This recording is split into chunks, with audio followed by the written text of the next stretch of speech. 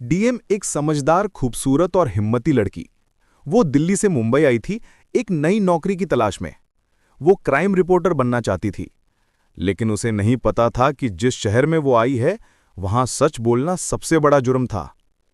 पहली ही रात उसे अपने नए मकान के पास गोली चलने की आवाज सुनाई दी। डीएम खिड़की से झांकती है। पुलिस की गाड़ी खड़ी है और उसके सामने एक लाश। वहां मौजूद था inspector Rajesh Sharma, police department का सबसे ताकतवर नाम। कड़क चेहरा, ठंडी निगाहें और आवाज में ऐसा डर कि कोई सामने बोलने की हिम्मत ना करे।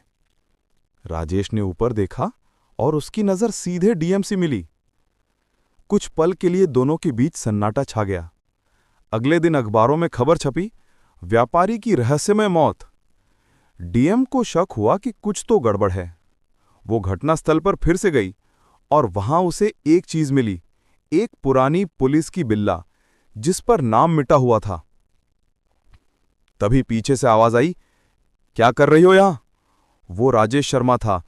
राजेश ने सख्त लहजे में कहा, रिपोर्टर हो, जहां बोलने की जरूरत नहीं वहां मत बोलो। डीएम चुप रही, लेकिन उसके दिमाग में सवाल घूमते रहे। आखिर राजेश इतने आक्रामक क्यों हैं? उसे लगा जैसे राजेश कुछ छिपा रहा है।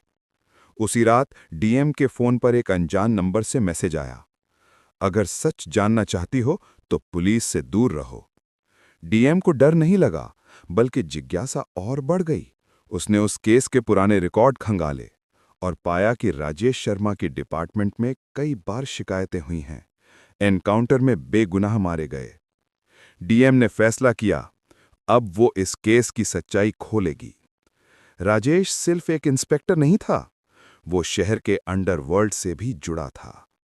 वो अपराधियों को अपने लिए इस्तेमाल करता और फिर एनकाउंटर के नाम पर सबूत मिटा देता। लेकिन किसी को कभी पता नहीं चला, जब तक कि डीएम ने उसकी फाइलें नहीं पढ़ीं। डीएम को महसूस हुआ कि कोई उसका पीछा कर रहा है। रात को ऑफिस से लौटते वक्त उसे काली गाड़ी दिखी जो बार बार उसी रास्ते पर मुड़ती थी। वो दौड़ पड़ी, गली में छिप गई और देखा गाड़ी में बैठा था राजेश शर्मा खुद। अगले दिन राजेश ने डीएम को थाने बुलाया। बहुत सवाल करती हो तुम डीएम, कभी सोचा है सच्चाई जानकर क्या करोगी? डीएम बोली, सच सामने लाऊंगी चाहे कोई भी हो। राजेश मुस्कुराया, तो फिर मरने के लिए तैयार रहो। डीएम को एक रहस्यमयी पार्सल मिला। अंदर थी एक पेन ड्राइव जिसमें कुछ पुलिस एनकाउंटर की वीडियो फाइलें थीं। फाइलों में राजेश शर्मा खुद था, लोगों को गोली मारते हुए और फिर साक्षी मिटाते हुए। अब सबूत डीएम के पास था, लेकिन राजेश को इसका पता चल गया। एक रात डीएम के घर में आग लगाई गई।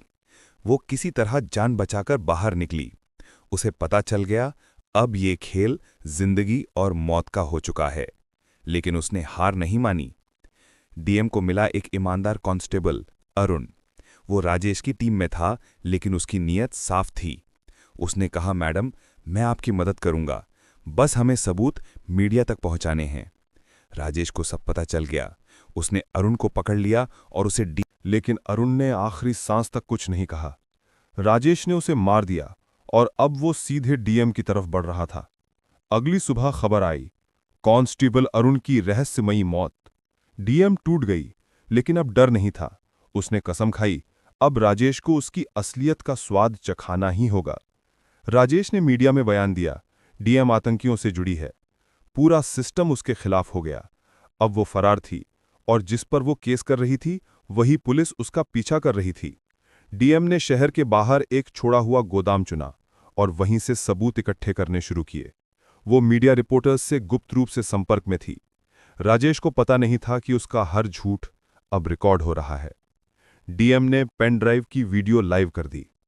पूरे देश ने देख लिया कि राजेश शर्मा एक हत्यारा है। लेकिन उसी वक्त राजेश उसके ठिकाने पहुंच गया। गोदाम में आमने सामने डीएम और राजेश। राजेश बोला, तुम्हें लगा तुम जीत जाओगी? डीएम ने जवाब दिया, मैं नहीं, सच जीतेगा। दोनों के बीच गोलियां चलीं, लेकिन राजेश घायल होकर गिर पड़ा। मरने से पहले राजेश बोला, मैं अकेला नहीं हूं, मेरे पीछे पूरा सिस्टम है और तुमने बस शुरुआत की है। डीएम के रोंगटे खड़े हो गए। राजेश मर गया, लेकिन उसके पीछे जो ताकतें थीं वो अभी जिंदा थीं। डीएम को धमकियां मिलने लगीं, पर उसने अपनी लड़ाई जारी रखी। अब वो सिर्फ एक रिपोर्टर नहीं, बल्कि एक मिशन थी। आखिरकार सरकार को राजेश और उसके नेटवर्क की जांच के आदेश देने पड़े। डीएम ने जो किया वो किसी क्रांति से कम नहीं था। लोग उसे सच की आवाज कहने लगे। डीएम ने राजेश शर्मा को बेनकाब कर दिया। उसकी मौत के बाद पूरा देश सच से जाग उठा।